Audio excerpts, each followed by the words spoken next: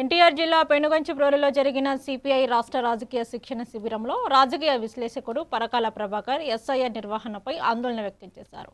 ఓటర్ల జాబితా సవరణ పారదర్శకంగా జరగాలని, ప్రజలే ప్రభుత్వాలను ఎన్నుకునే విధంగా వ్యవస్థ ఉండాలని అన్నారు. భారీ స్థాయిలో ఓట్ల తొలగింపులు జరిగితే ప్రజాస్వామ్యం దెబ్బతింటుందని హెచ్చరించారు. సిపిఐ రాష్ట్ర కార్యదర్శి గుజ్జాల ఈశ్వరయ్య కూడా ఎస్ఐఆర్ పేరుతో అన్యాయాలు జరిగితే ప్రజలతో కలిసి ఉద్యమాలు చేపడతామని స్పష్టం చేశారు.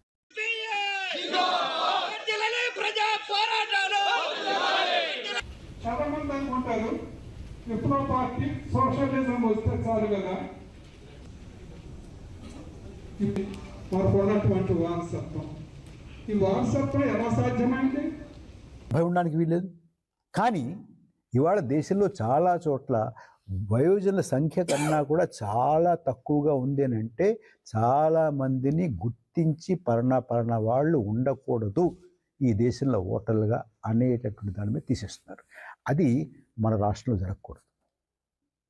ఆఖరిగా ఇన్నాళ్ళు మనకు తెలిసినటువంటి ప్రజాస్వామ్యం ఏమిటి? ఇన్నాళ్ళు మనకు తెలిసినటువంటి ప్రజాస్వామ్యంలో ఓటర్లు ప్రభుత్వంలో ఎవరు ఉండాలి అని నిర్ణయించేవారు. ఇవాళ ఏం జరుగుతోంది? ఎస్ఐఆర్ ద్వారా ప్రభుత్వంలో ఉన్నవాళ్ళు ఓటర్గా ఎవరు ఉండాలి అని నిర్ణయిస్తున్నారు. అంటే ప్రజలు ప్రభుత్వాన్ని ఎన్నుకునే బదులు ప్రభుత్వాలు ప్రజల్ని ఎన్నుకుంటున్నాయి.